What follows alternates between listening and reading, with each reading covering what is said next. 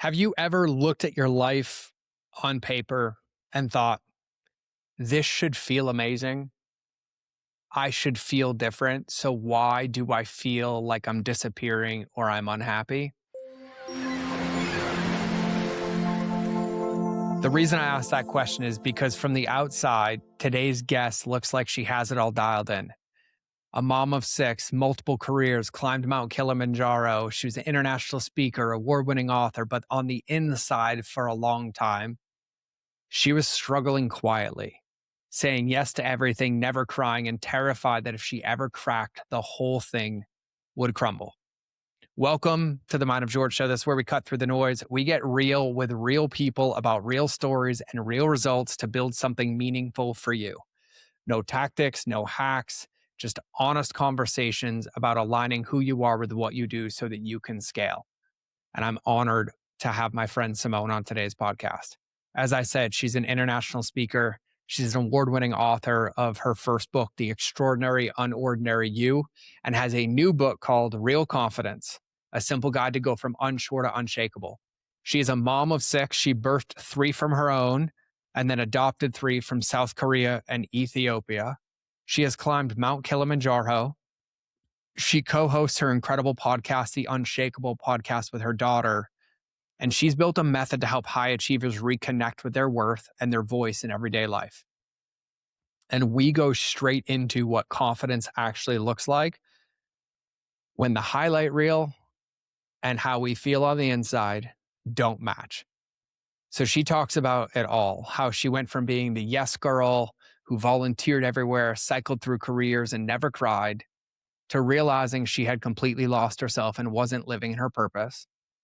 She talks about this single moment at a women's event, watching somebody, Colby Kelly's try with 600 other women, how it cracked her open and became the turning point where she decided she couldn't pretend anymore. Her struggles with confidence, how they started way earlier than she thought, and how hiding her pain for years shaped the way that she showed up in the world. And I think most importantly, we unpack why confidence is not something you either have or you don't. It's actually a skill that you build like any other. Why being the loudest person in the room isn't confidence at all, and why so many of the people who seem the boldest end up hiding at home because they don't feel good about themselves. And so she shared her entire real framework, which is respect yourself, about setting boundaries, stopping the automatic yes, and learning how to say no for you so there's room for what matters, how to embrace your failures, seeing failure as proof you're trying and getting out of your comfort zone instead of staying stuck, asking yourself what you want instead of living only for what everyone else expects, and how to live without limits, dropping the I can't when what you really meant is I won't, and moving anyways.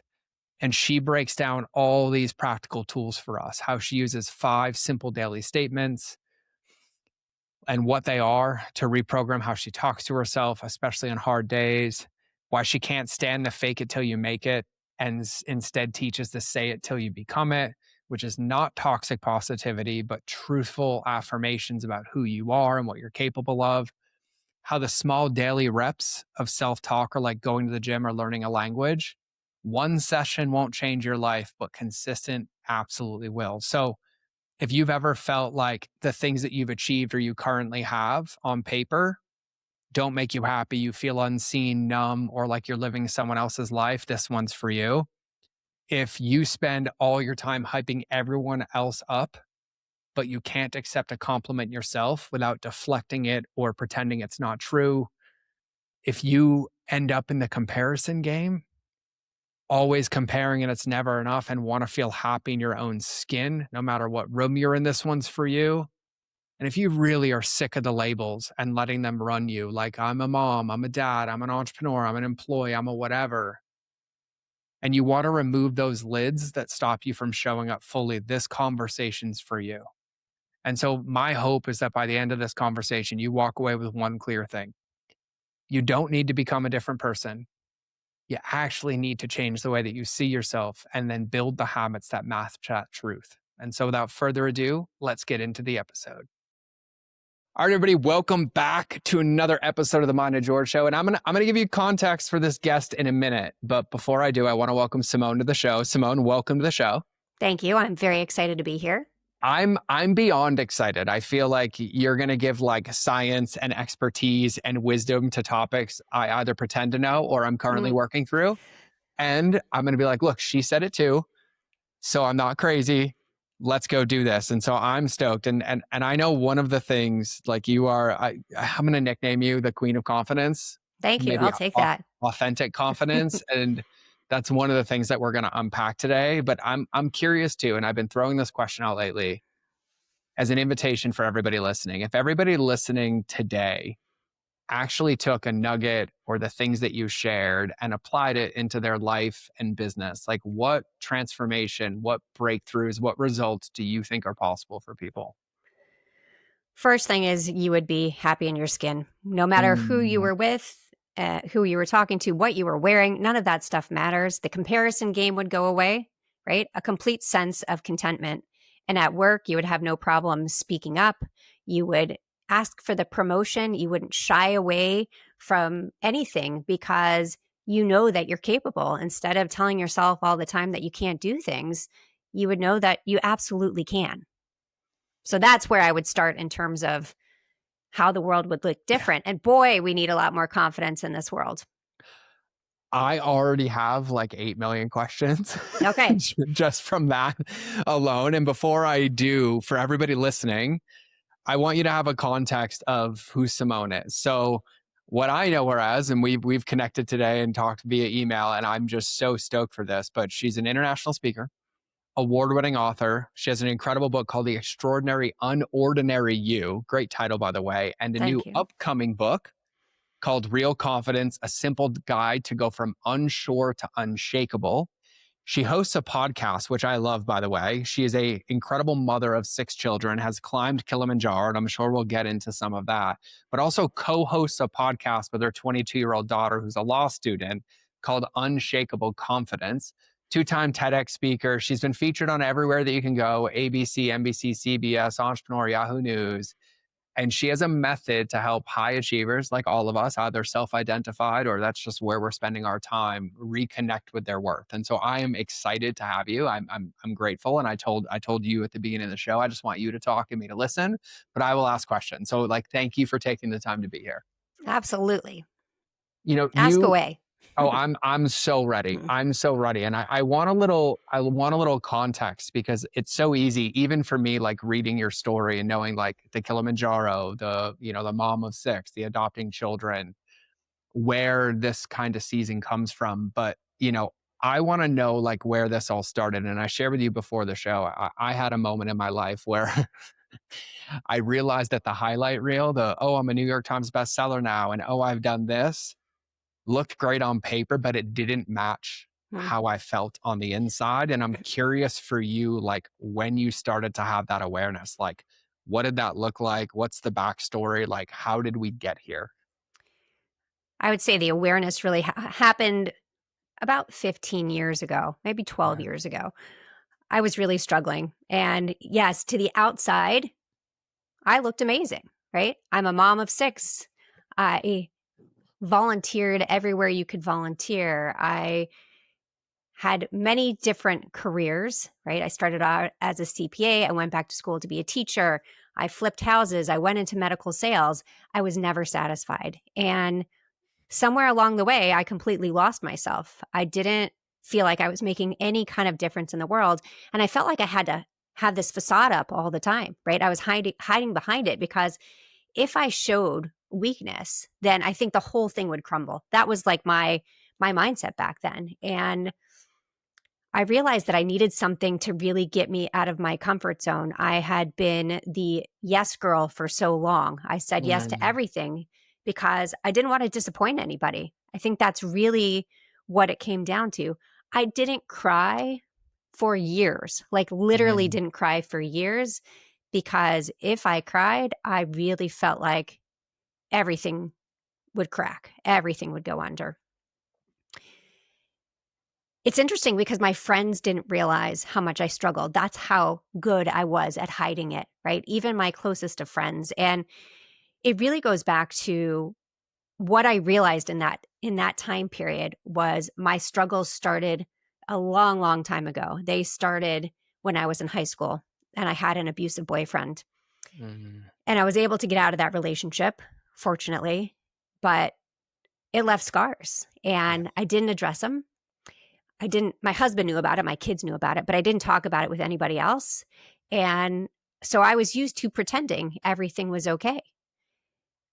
And finally I realized you can't go through life that way, right? You're not benefiting yourself, you're not living in your purpose. And that was there were two parts to it. One, I was sitting at the way it's originally came down was I was sitting at this women's event. There was like 600 women in the room, and I was sitting with my closest friends, and this video came on, Colby Calais' Try, and I literally lost it. I started bawling, and my friends were like, "Oh my gosh, what is wrong with her?" Right? They've never seen me cry before, and it was all about taking, peeling back all the layers, really showing who you are. And that was the moment where I said, I can't pretend anymore. Like, I really have to be able to put myself out there. And that's when it began. Okay. We might have to do like part 2, part 3, because like my brain and my body is activated by this on so many levels, like from the transformation at the beginning to you saying like, we need more confidence in this world, to I was trained that pain is weakness leaving my body, and you don't feel and you don't have XYZ. And then I even had one of those moments where I didn't choose to break the wall, but nobody saw it. I said I was the master at hiding in plain sight, right? I collected every single trophy that the world needed to see as a way to like prevent somebody from asking me like, how are you? Mm, Right. And it wasn't somebody asking me that broke it. It was me breaking under the pressure, to where one day I just let all of it out, like mm. all of it. And I'm curious, because when I hear you speaking about this, and I know we're going to get into confidence, maybe this is just me personally, but I would love your thoughts on this. I had my confidence tied from the outside in. And so it was a result of something instead of innate or something that I believe. So my entire identity was wrapped fully in whatever happened, both good and bad. And so I lived, and I even remember a therapist being like, you might be bipolar. Because when the world said, like, this is great, this is awesome, I was so high. But then when someone's like, I'm upset at you and I have feedback, and I was incapable of like showing my feelings, then it was like massive depression and massive anxiety. And there would be moments every single day. I'm just curious, like, what your thoughts are about that. I did the exact same thing, right? Okay. It was when something was going really well, it was great, right? Mhm. But I never, I couldn't show weakness. And I don't think anybody ever thought I was bipolar. They just thought I was this super strong person, which I wasn't, right? Mhm. I just was pretending all of the time. And I think so many of us do that in life. We feel that if we everything, well, to me, confidence, you build it from the inside out. It's not something you're born with. I mean, maybe when you're a baby, you're like, oh, everything's great. But, life chips away at you and you have to build it from the inside out. It's not that someone telling you that you're great doesn't increase your confidence, right? You don't need the external validation. And that's what so many of us rely on. And that's what Mhm. I relied on for so long. I actually got to the point where when someone gave me a compliment, I couldn't even say thank you, right? I had to wipe it away. I was like, oh no, your hair looks great. Oh no, I think it's frizzy, right? Oh, you look great in that shirt. Oh, I don't think it's the right color for me. Like, I could not accept a compliment because that's how much I doubted myself. That's how bad I felt about myself. And, we have to do the inner work, right? And that's such a big part of it is it's not anybody else telling us, it's us telling ourselves, us believing in ourselves, us loving ourselves, that's what changes everything. Okay. Okay. We're gonna make a PhD out of confidence after this one. This is where my brain has so many spots, but I want to ask, because you mentioned something. You said I couldn't take a compliment. And that Mm, was me as well. I would deflect everything. And then if there were no compliments coming, I would self-deprecate. Mm. And I look at those things and I'm curious for you when it comes to the tells for somebody where you're lacking self-confidence. I think one of them is not being able to take a compliment. Another one is, and by the way, I'm not immune to this. I was on the phone with my partner last night and she's like, I really don't like when you do that.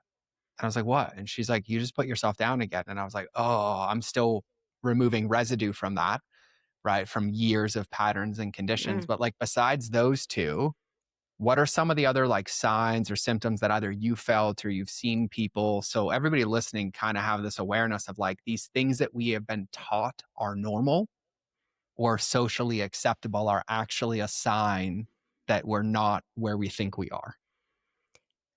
I think social media is a great example of it. So we look at people's, you said highlight reels before, but we look at people's highlight reels and we think, oh my gosh, I wish my life was that, right?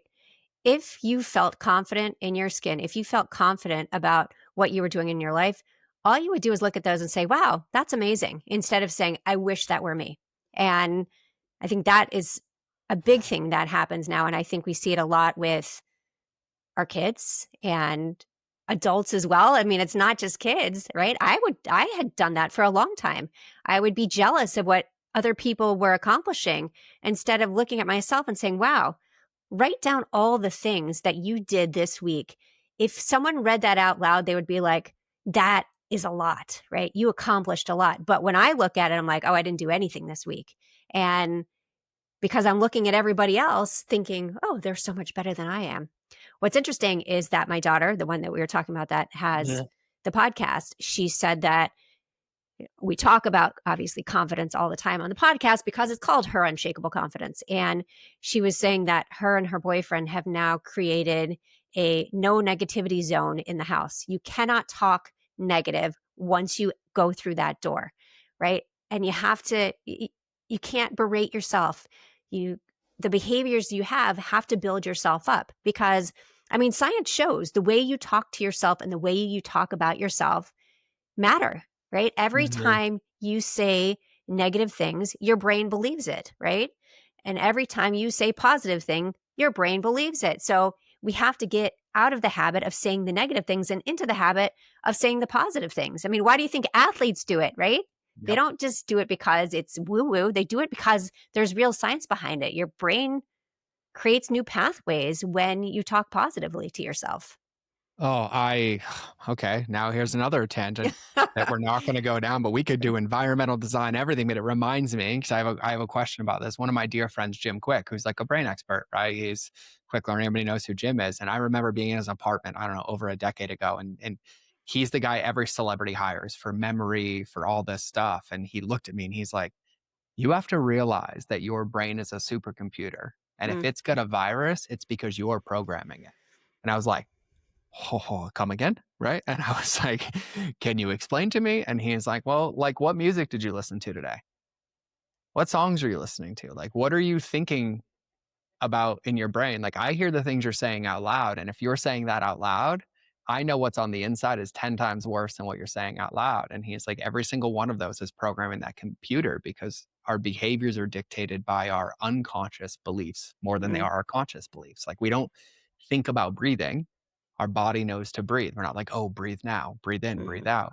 And those things that we program tend to do all of that. And I love the way that you describe that. And I'm curious on this like fake it till you make it, Mhm. because I know for me, that's what led to all these empty accomplishments. And you know, I don't know if I've ever told this story before, but just to get to the degree of how bad it broke me, I worked for 2.5 years when I published my book, and I was told by my publisher, and I know the only reason I was a New York Times bestseller is because he said, you will never make it on the list. And I Mm. did the hold my coffee, right? Because I Mm. don't drink beer. And I did. I made it on the list 22 weeks in a row. But my ex threw a celebration party for me as a surprise in Wyoming, invited all my friends. They flew in from all over the world. They put banners up of the book in the restaurant window. I hit number 4 on the list. I walked in And within 20 minutes, I was so angry and upset, I left my own party and I left them all there. And they asked me why. And I said, because I didn't hit number one, but really I couldn't accept any of it. And I literally destroyed my own party and couldn't thank anybody, couldn't be present, couldn't accept any of it, to the point where I like lashed out and reacted really bad. It's embarrassing to talk about. But I lived in this fake it till I make it. But the more I did that, the emptier I felt, over and over and over again. And so I'm just curious what your thoughts are on that, like, because you help so many people with this. Yeah, I can't stand the phrase fake it till you make it. My big belief is that we say it until we become it. So again, when we talk about positive affirmations, mindset is everything, right? The way you talk to yourself. Can you say that again? Can you just like scream that from the rooftops? Mindset is everything. It absolutely is. And it took me 40 something years to realize that, right? I lived in a mindset that was so negative. And I'm not talking about positive being positively toxic. I'm talking about being truthful, right? We are all capable of amazing things. We have to believe it.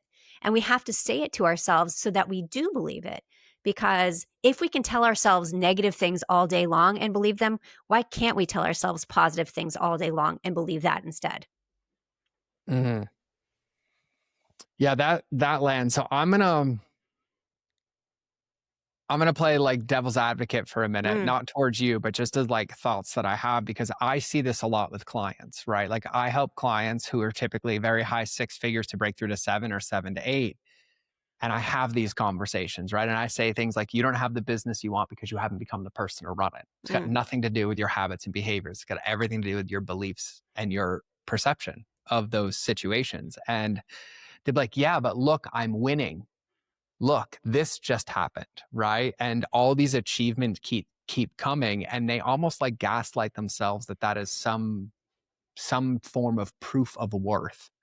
So what would you say to the person who's sitting there, but like, yeah, but I have this, or my business is scaling, and they're utilizing those as like idols of worth? Like, how do you unpack that? I think it starts with look at how much more you could have. Look at how much more you could do. Look at how many people you could help, right? If you're living in your purpose, if you're really doing all of the things, it can be so much bigger than this. So yes, these are great to have wins, but what's your ultimate goal? What do you actually want? And I think a lot of times we don't ask ourselves that. That's part of my real method, actually. That's the third part. That's the A in real, is ask yourself what you want.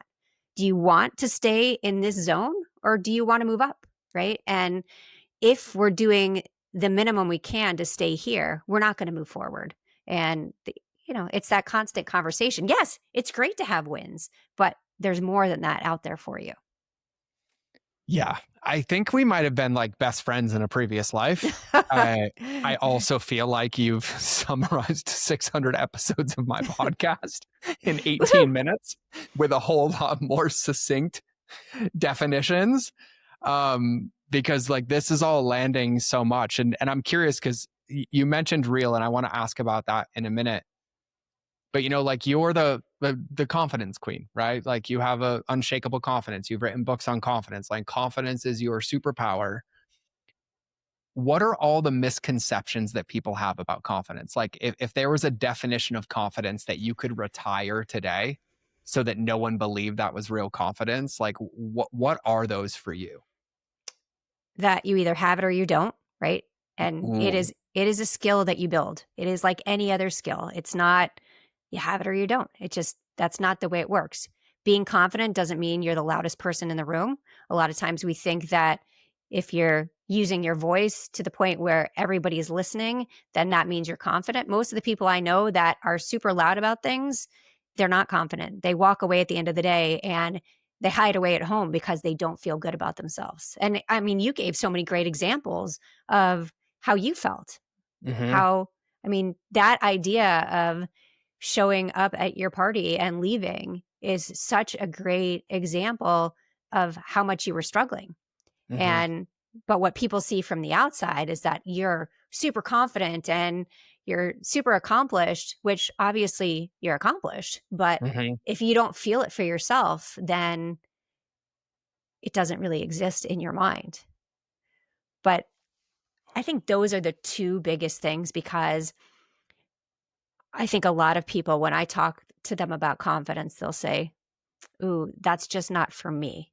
Right? And Hmm. what? Just like leadership, that's just not for me. I mean, I'm not a leader. I don't have a title. I'm like, leadership is not about titles. Leadership is also a mindset. It's the way you show up in the quiet moments, the way you take care of your kids. I call it kitchen table leadership. The leadership that happens, in everyday moments when nobody's watching. Those are the things that matter. So all of that together is when we think about confidence, is how we show up for ourselves every day, right? If we can't show up for ourselves, how can we show up for other people?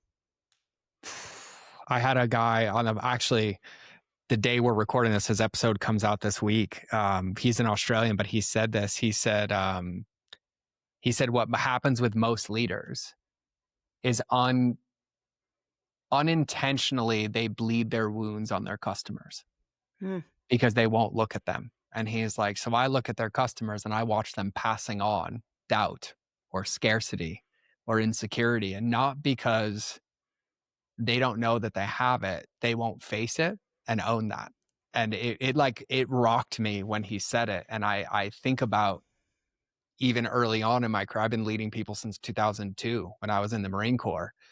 I was not qualified, nor did I understand this. And I think about the amount of people that I like bled on, right? And, even in the trauma world, it's like, you know, no, you didn't deserve to be cut, but it is your responsibility to make sure that that cut doesn't bleed on other people. And I mm. think that there's this deep conversation to be had. And I wanna go into the confidence in a piece for a second, because I love the way that you framed, like, it's not a you have it or you don't.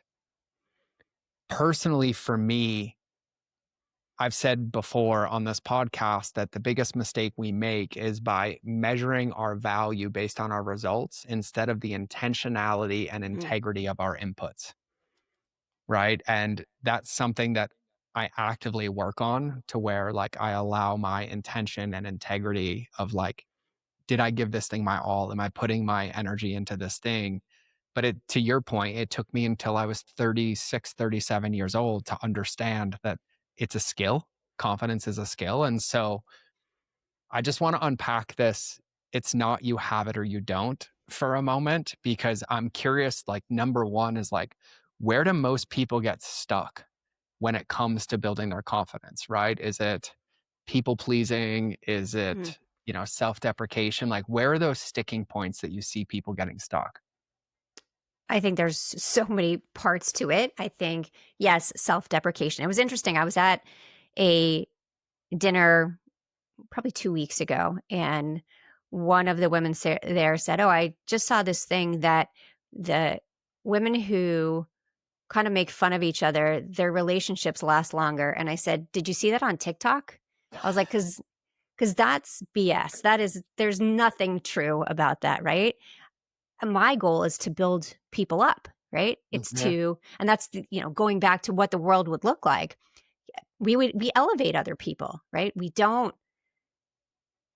make them crack. And when I think back about when we talk about the world around us, and for example, one of my daughters, I was getting ready for an event, and how we bleed on other people. I was getting ready for an event, very unhappy with how I looked. I had gained weight, was so hard on myself. I didn't even realize what I was saying to myself at that point. It just became, it was that unconscious, right? That you're just like when you drive home at the end of the day and you're like, how did I get here? Right? You just do your drive and you're so used to doing it. Same thing with how I talk to myself. And so I'm getting ready in front of the mirror, and my daughter walks in, and I'm, self-deprecating, just nasty stuff that I'm saying to myself. And she says, "Mom, first of all, you're beautiful. You have to stop.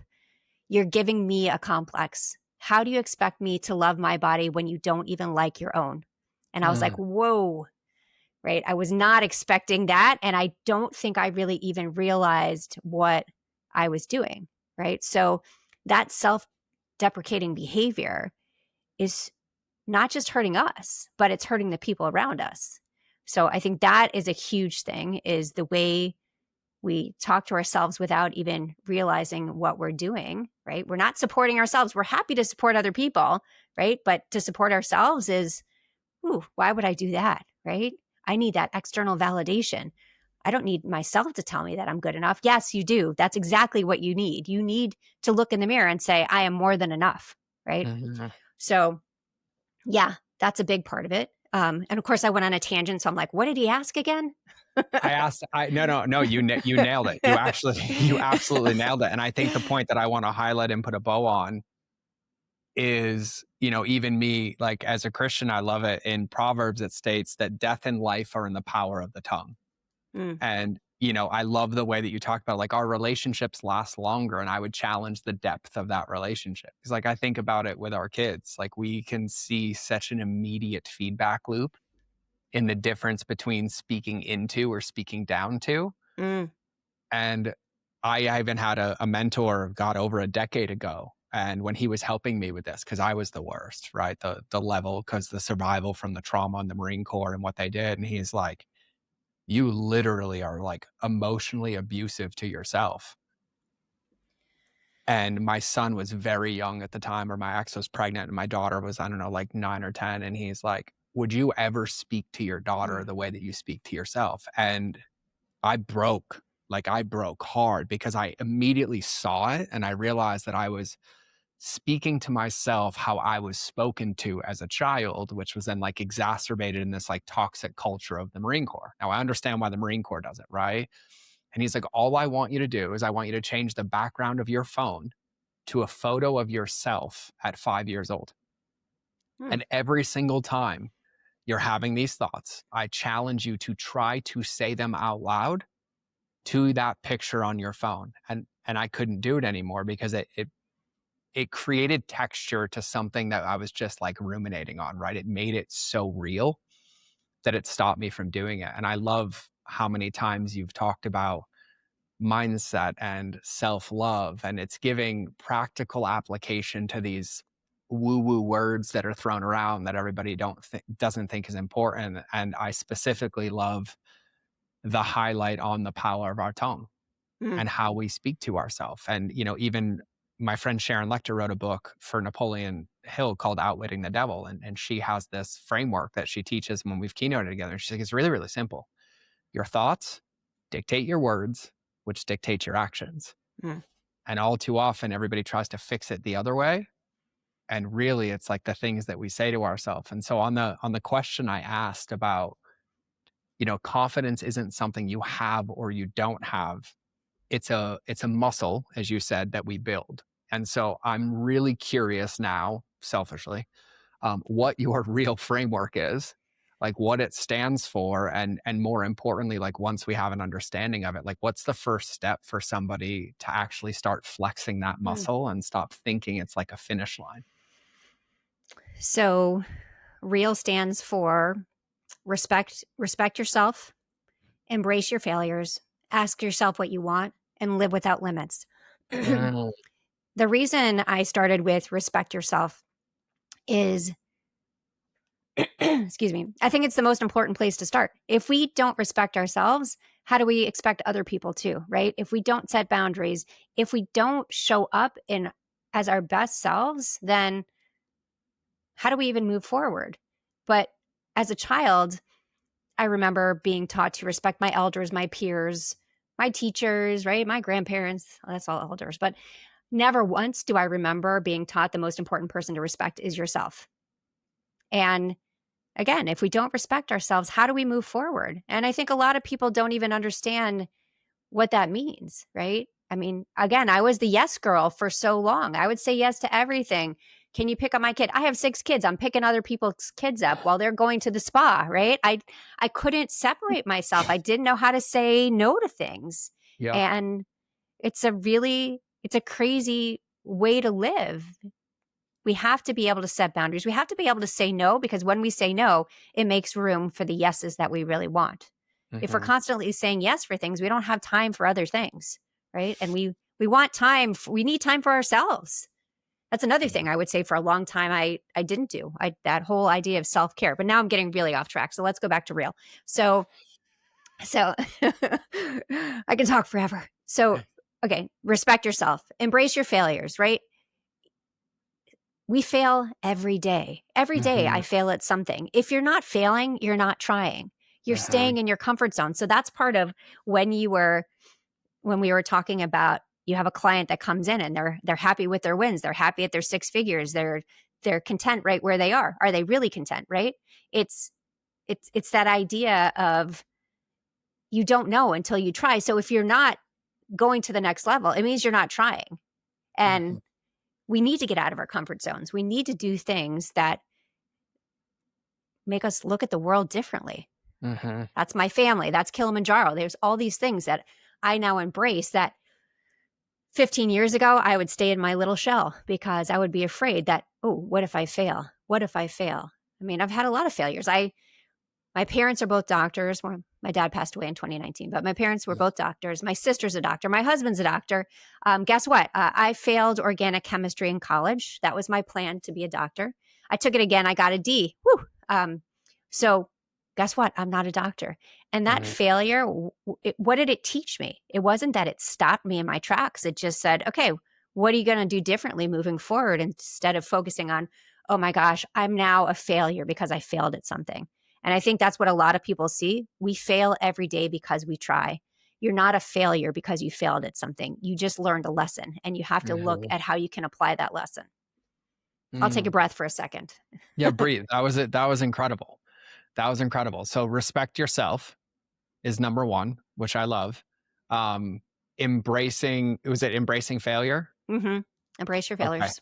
Embrace your failures, which I love, because I'm going to unpack these more after we get through the Mm-hmm. A and the L. But I want everybody listening to this to like just remember this, because I'm going to ask her about Prac app and the day to day and the week to week, like how to use this. So then the A is, which by the way I already know because you said it earlier, asking what you want. And Yeah. I know for me, this should be the question that we all know the answer to, but if you ask yourself or ask other people Mm. around you, you will see a masterclass in circling the drain, because we are taught over and over not to ask that question. And a lot of us don't know what it is. So let's unpack, ask yourself what you want. Like, what do you mean by that? What should people focus on? Yeah. So I think so long for me, I was doing what I thought everybody else expected of me. Did they really expect that? Probably not. I'd never asked them. I just assumed, right? I just made this assumption. You know what they say about assumptions? I made Yep. this assumption that I was supposed to do these things, right? As a mom, as a wife. I had friends who they would it was you had to have the perfect house. There's no such thing as perfection, but everything had to be clean. When I was a stay-at-home mom, the assumption was that, oh, if my husband comes home from work and things don't look like they're supposed to, then oh my gosh, maybe he'll get upset. Oh my God, he's the nicest person in the world. He would never get upset about that. But I had this stuck in my head that everything had to be a specific way, right? That's not how you live. You live your life. If you come into my house and when the kids were little and there's toys all over the house, it means because we're living our lives, right? But for me, for so long, I didn't know what I wanted because I got stuck in this loop of trying to do what I thought everybody wanted me to do, the person that I thought everybody thought I should be, instead of saying, wait, this isn't me at all. Not saying that I don't love having six kids. I absolutely love every minute about it. But the way I used to describe myself was, I'm just a stay at home mom. I'm just Rob's wife, using the word just as justification for my life, right? Drop the just. We're not just anything, we're not just anyone. And so when we take the step back of asking ourselves what we want, think back to when you were a little kid, you Mhm. wanted to be the astronaut, the doctor, the teacher, whatever you wanted to do, the actress. That's what I wanted to be. I wanted to be an Mhm. actress. It didn't happen because my dad said, well, you're under my roof and I pay for the bills. You're not going to do that. But you know what? I get to speak on stages today. So Yep. to me, I get to have a podcast. It's all part of it. So I kind of feel like I made full circle. But we lose ourselves in life, right? We Yep. think that we have to do things a certain way. And I would say, especially with women, one of the hardest questions you can ask them is, "What do you want?" I don't even know where to start there. That's most women. I don't even know where to start. What do you mean, what do I want? I mean, I'm gonna make dinner for my kids. I'm gonna do this. I'm gonna no, what do you want? And, it's crazy to think about that. That is such a hard question. Hmm. It's not societally acceptable, like Mm, not intentionally, but like look at the things that we consume, the highlight reels, the status, the boom, right? Like you're sharing this, and in the last week, I've had 6 or 7 conversations about this, right? Like everybody listening knows, like 98% of my clients are women. I have like 2 dudes, and the yeah. rest are women, right? And this was said to me by a client the other day who took a week sabbatical, a 2 week sabbatical away from the business, and I got a message, and it said, I just realized this is not my business. I built this for somebody else. Mm, This is not my belief. I was told to believe this and never given the space to question it. And that's like a confronting moment, but it's because we don't allow ourselves to ask these questions. And, I heard somebody say this to me years ago. I think it was at a men's event or something. And the facilitator looked at me and he said, the biggest problem for you, George, and I'm just calling myself out all day. And he said, you're working for the approval of somebody who's 6 feet under the ground. mm. And it rocked me. I had not faced my dad's death. I had not done any of that. But like most of my habits and behaviors and actions and thoughts, not good or bad, but they were for, to your point, me never asking. Or even in my relationship, the amount of times like I've done something, I'm like, I'm so sorry, like I'm upset. She's like, for what? I was like, because I didn't do. And she's like, I didn't ask you to do. Mhm. And then I see it and I'm like, oh, because this is what I thought, right? Over and over again. And so I think there's so much power in that question of like authentically asking yourself what you want. And that means also, and you said this, but I want to highlight this, not allowing your identity to be the things that you do or the Mm. labels that the world's placed on you, right? We've had this happen at our event. When I do this in my events, I have everybody do an introduction. I remember one specific woman. I was like, everybody introduce yourself, right? And she's like, well, I'm a wife and a mother. And I was like, no, no, no. I asked who you were. And then we did this for like 20 minutes, and like finally we got underneath the onion and she's like, oh, and then starts spitting off like, well, I'm this and I'm X adjective and I'm this state of being. And I was like the identity not being in the labels, but being in like how we see ourselves. So I love the A. And then what was the L? Live without limits. Mm, We limit ourselves every day, and part of them is labels. So I love that you just brought up the label piece because the labels that we live under, we limit ourselves by that, right? The idea that if you are a stay-at-home mom, that you're lazy or that you eat bonbons all day, right? There's all these things that go along with the labels that we put on ourselves and that society puts on us. So think about it when you wake up in the morning, you're like, okay, I don't think I can do this today, or I'm not good enough for this, right? I mean, you're limiting yourself from, I could never do that, right? I'm sure we'll talk about this, but when I climbed Kilimanjaro, I remember talking to a group of women afterwards and they were like, oh, I could never do that. My question was, well, would you want to? No, I wouldn't want to. I said, okay, great. Then say that because yep. when you say you can't do something, you're taking away your power, right? You're telling Mhm. yourself that you're not capable, which is not true, right? I am a couch athlete. I climbed Kilimanjaro. I'm a couch athlete. That is Yeah. the best. The couch Yeah. athlete. I love Couch that. athlete. So I'm curious. I want to put some practicality, right? I'm Mm, imagining I'm listening to this, and actually, I'm just going to own it too, because I teach this stuff all day, every day, and yet I'm like, thanks for the reminder, Simone, mm, because there's some places that I've been getting a little bit leaky.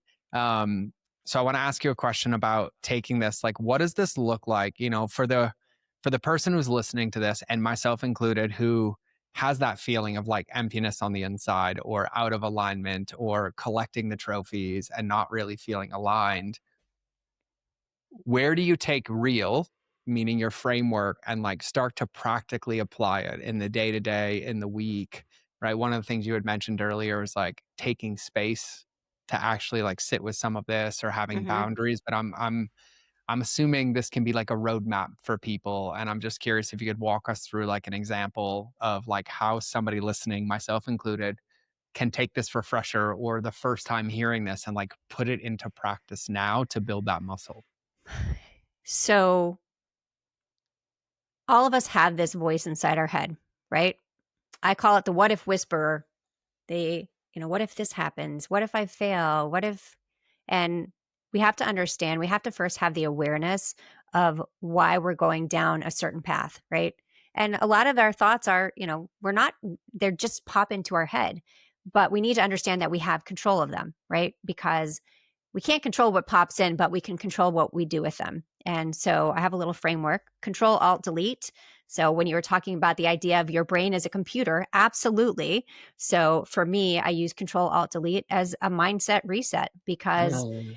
we have so many negative thoughts every day. There's a study out of Queen's University. We have 6,200 thoughts a day. Okay. And other research shows that 95% of them are repetitive, 85% are negative. And so every day, negative thoughts on repeat. So what do we do about it? And so that's where Control Alt Delete comes in. So the first part is control, that you have the awareness, you understand that you can control your thoughts, right? They're going to pop into your head, but what you do with them next, that's where you have control. The second part is alt. There is always an alternative. With anything you do, there's an alternative. With what you say to yourself, right? Instead of saying I can't, I can. Instead of when I fail, what if I fail? When I succeed.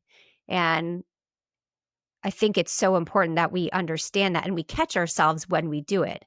And then the Mhm. last part is, delete the comparison game, delete the things that don't serve you, delete the toxic relationship that you have with yourself. So often we talk about toxic relationships, but have you taken a look in the mirror and said, do I have a toxic relationship with myself? Mhm. Because so many of us do. And so that little piece right there kind of gets me when I'm get going down that rabbit hole. So when we talk about being who we're meant to be, being who we are instead of what everybody else expects of us. I am not a fancy kind of girl. I'm jeans and t-shirts. These days I'm more comfy clothes. And I was invited to an event right after COVID. This is an example how I use Control Alt Delete. And I the person that invited me, she's the fanciest person I know, right? Mhm. Always dressed beautifully, incredible makeup. That's just not me. And I was struggling to get out of the house. I had my jeans on, I had a blazer, I had some fancy sneakers, but I was like, I'm not going to fit in. They're going to judge me. Going down that horrible, self deprecating rabbit hole. And so actually took a selfie and sent it to my daughter, Olivia. And she said, "You look beautiful. Get in the car. Mm. Do your thing, do your thing." And so I get in the car and I go through the whole thing, my process in my head. And like, do you really think that anybody else cares what you're wearing? Have you ever cared what someone else is wearing? Right? You are beautiful. You look great. Get out of the car, walk in the door, go introduce yourself. And that's exactly what I did. The most interesting thing I met incredible women, but the most interesting thing about the entire evening was at the end, I had a woman come up to me and say, I would have worn jeans. I didn't know we were allowed to. And it was just such a strong reminder that we don't need permission to be ourselves. Mm-mm. Oh, can you say that last part again? We don't need permission to be ourselves. Yeah. Yeah. I I don't have this game figured out by any means, right? I feel like I'm a little bit ahead in some buckets than others, but that's the one. I had a pink mohawk until a year ago, and I loved it. It was too much maintenance, right? Pink's my favorite color, but the amount of corporate clients I've had where I walk in, my black hoodie, my black shorts, my pink shoes, and I'm in this board meeting of suits and investors, and they're like, "What are you doing in here?" And I'm like, "I'm here for the meeting." And I remember at one point, because like I faked it, but like I really had it. I was like, my value is not dictated by the clothes that I wear. Mm, I still know what I'm doing. And then like, I'll go keynote now and there'll be thousands of people and everybody's in suits and I'm up there, pink shoes, hoodie, comfy clothes. And it's truthfully been one of the biggest pattern interrupts and icebreakers that I've ever had. And it's not because I want somebody to say something. It's just I had to wear a uniform for 13 years of my life and it was not comfortable. Mm. And I'm like, no, now my uniform is like forever pajamas and I love it. And so I love that you shared that anecdotally. And so I'm curious too, when it comes to real, like living confidently and like how we've been talking about in the show, flexing the muscle of confidence, right? Like my two questions would be, how does somebody know they're on the right track? And also, how do you keep showing up when the discomfort comes? Like, Mhm. I'm going to get in the car and I don't know so much about this. Like, how do you navigate that? I really believe you do it anyways, right? Mm, And I think that's a big a big part of it. It's like do the things you think you can because that's how you move forward. The things that scare us. I mean, fear is there for a reason, right? I mean, it's what's kept us safe over thousands of years. But that's not how we're able to move forward now. I mean, the things that we are afraid of are the stories that we make up in our head. So most of the time they're not true, right? The yep. things we tell ourselves are it's like an excuse Hmm. for why we can't do something instead of just saying, you know what, I'm going to try. And if I fail, oh, well, I failed, right? Let me see what I learned from it. Let me see what the next step I can take. Mm, I think that so many people really focus on the what if, like I said, the what if whisperer instead of like, this is going to happen, right? People talk about manifesting all the time.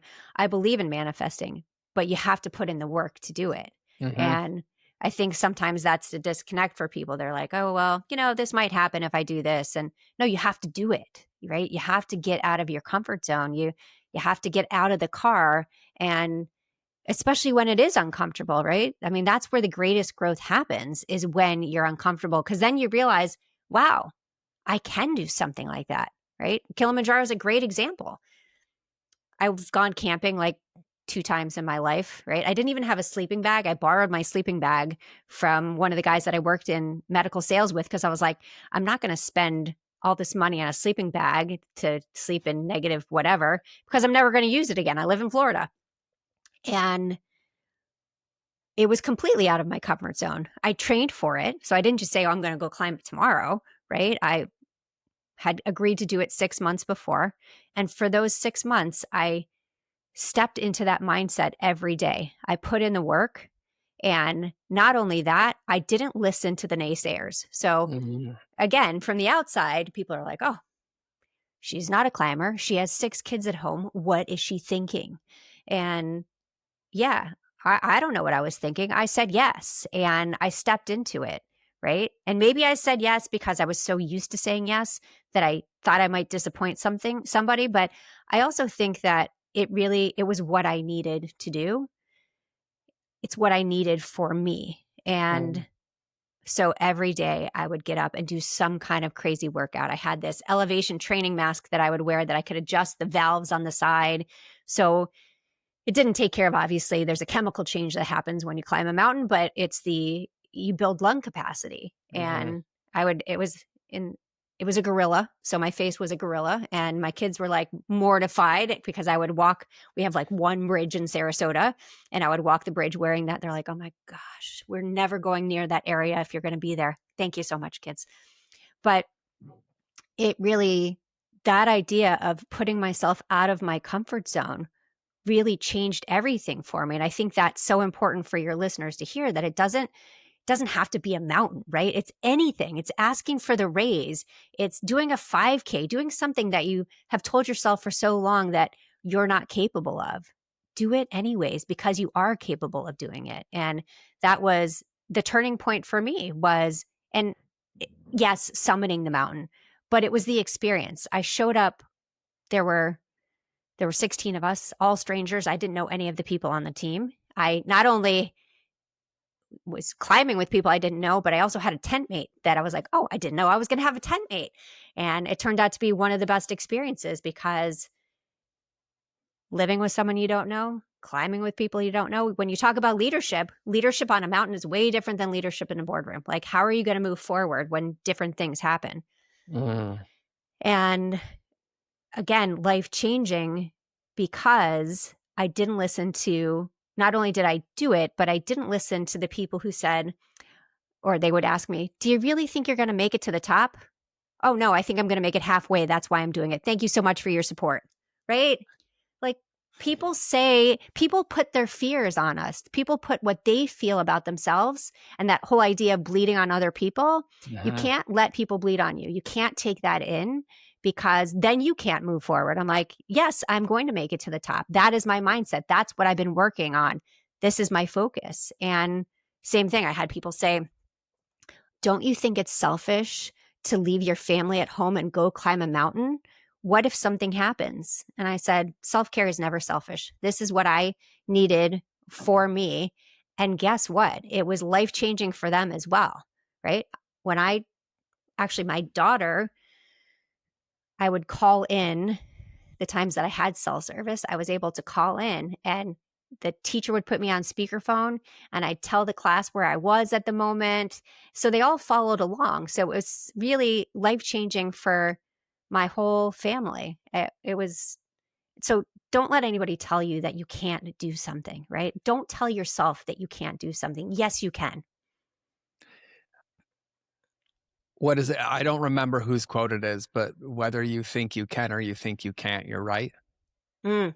Yeah. Right. So choose Yeah. which one you want to be right about. Because Yeah. there's a couple of things that you said that I want to highlight. Number one, I loved when you said self care is never selfish. Mm.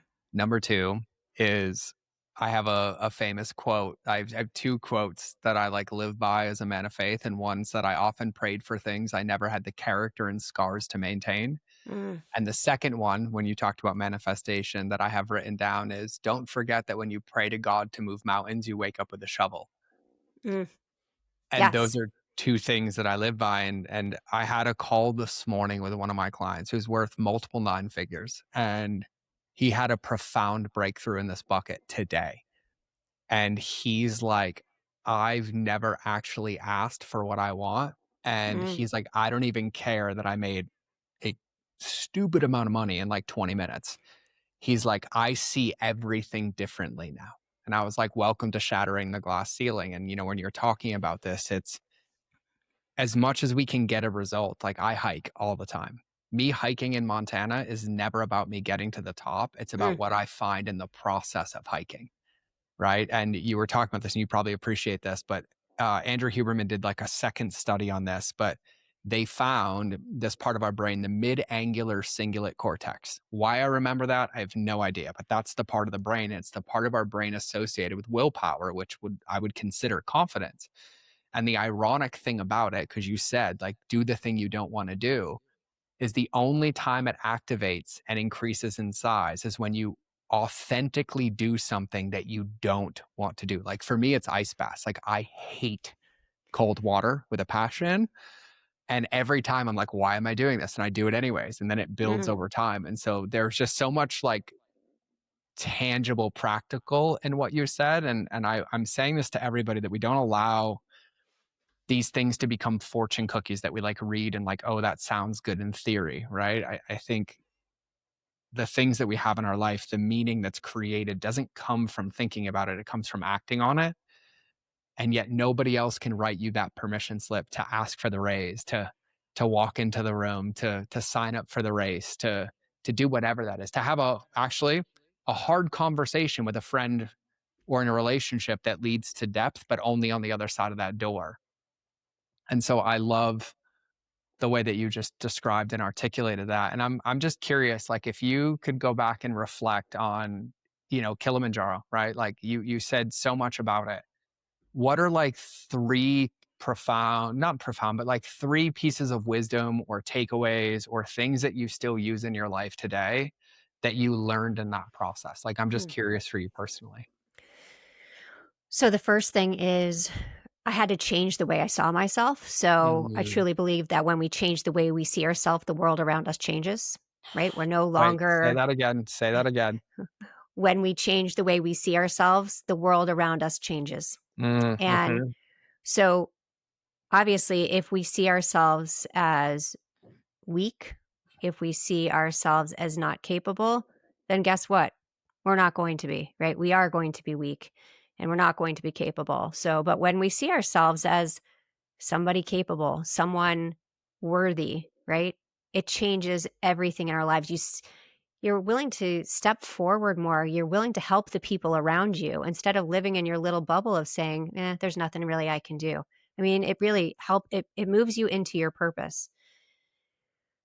Okay, what else did I learn? I learned that, again, it is really goes back to do it anyways, do it scared, do it if you don't know, just do it anyways. I mean, that's why it's a Nike symbol, right? Do it.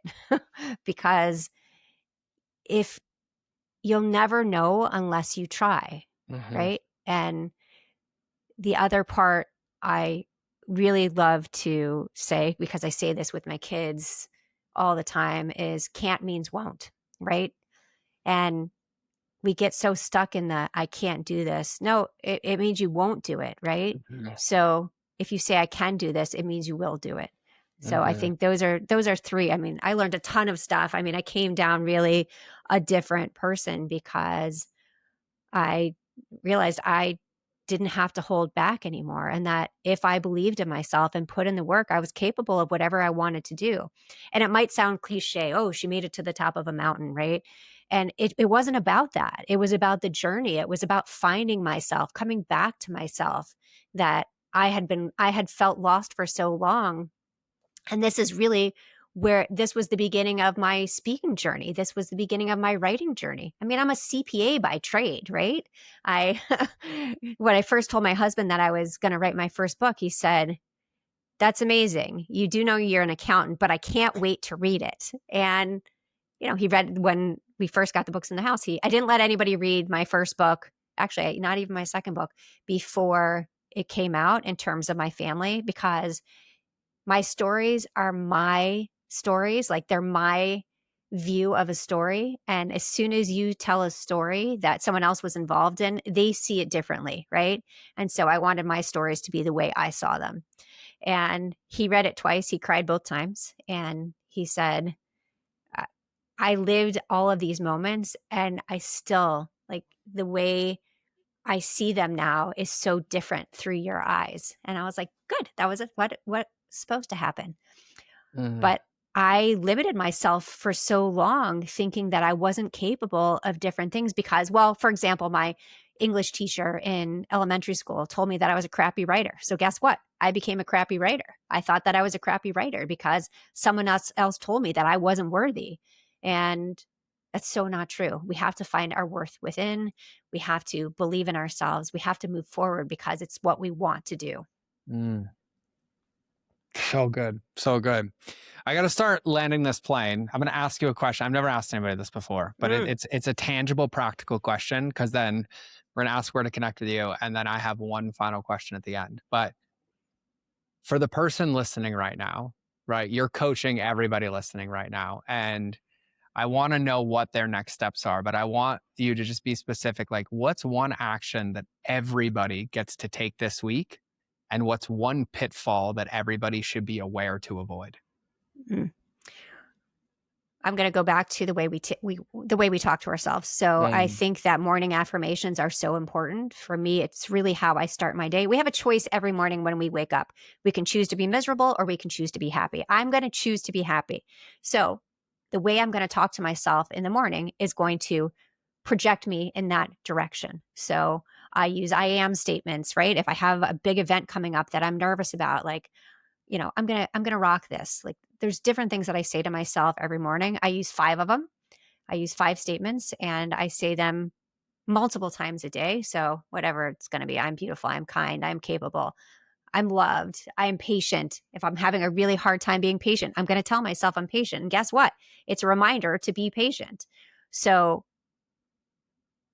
that's, I think, the most important thing is really starting simple. And you might say, oh my gosh, this is so uncomfortable. Great. Get uncomfortable. That's important. Get uncomfortable. And the biggest pitfall is you'll say, well, it didn't work. Okay, did you go to the gym one time and become buff, right? Did you take a Spanish lesson once and now you're fluent? No, you did not. It's a practice, right? It's like any habit, you have to continue doing it.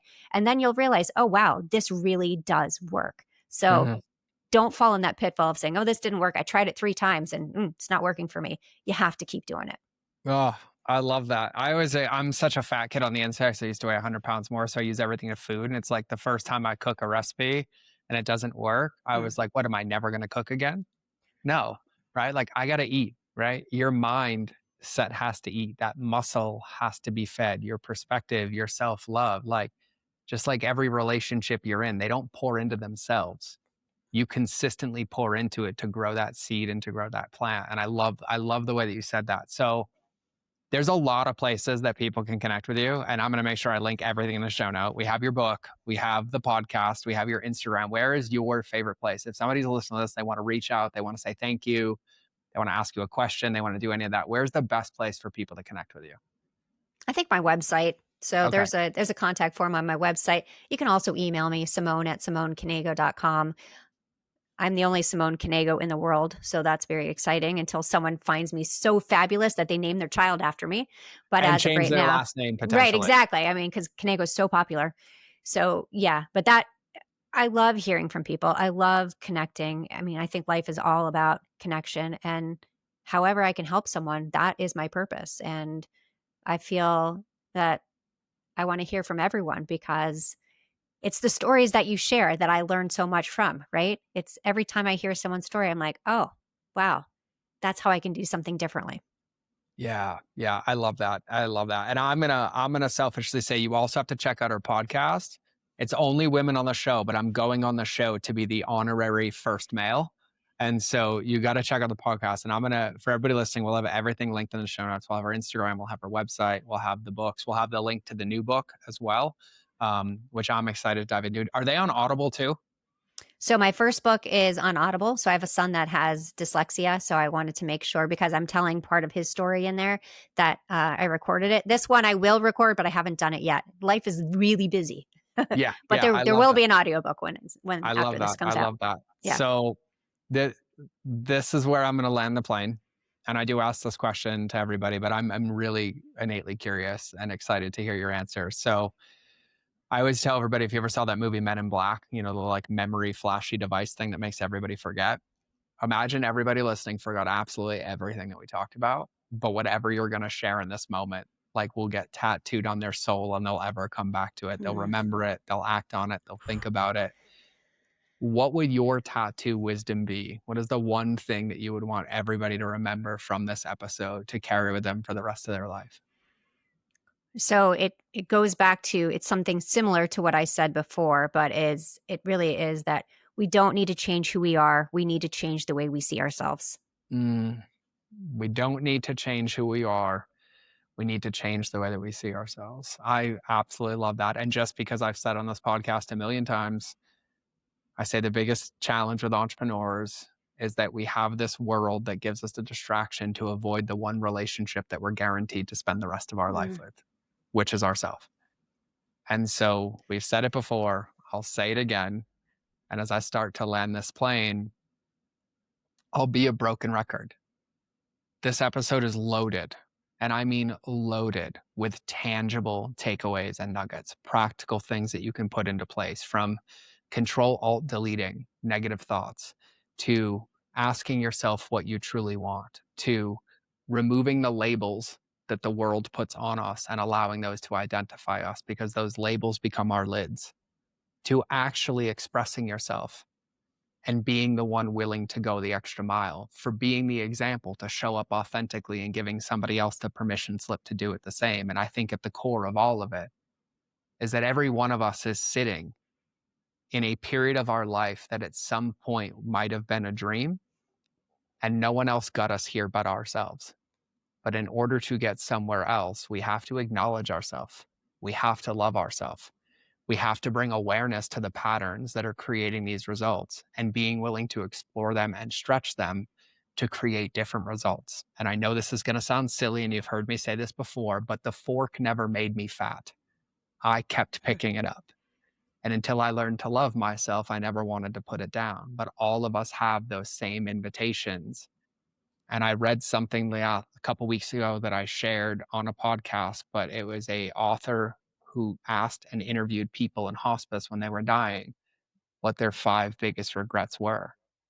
And one of the big ones that stood out is they never had the confidence to do what they wanted. They Mm. never had the confidence to have the hard conversations. And these are things that we're surrounded by, but the things that Simone shared and the things that we talk about on this show, they're not just fortune cookies. They're practical life advice that we overcomplicate and get in the way of us actually enjoying the process of this life that we have for such a short amount of time. And Simone has said it, and I've said it, but there is no other you. Your willingness to do this, to love yourself, is your unique signature to leave on the planet. But you got to take something from today and put it into practice. Get real, as Simone would say, and start asking yourself this: what would my life look like without limits? What would it look like to be authentic? What would it look like for somebody to ask me how my morning is, and instead of saying good, actually tell them how I feel? And see what is unlocked from that. But the most important thing is that it's a muscle. And the more you use it, the stronger it gets. And the less you use it, the faster it dies. So the invitation for all of us is to flex that muscle, because we're worth it.